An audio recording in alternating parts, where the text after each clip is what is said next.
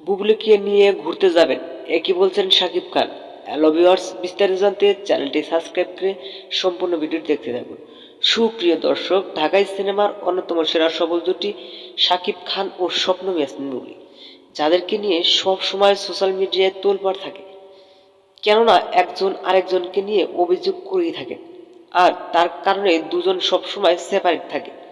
আর বেশ কিছুদিন ধরে সোশ্যাল মিডিয়ায় ঢুকতে দেখা যায় সাকিব বুবলির নতুন জুটি।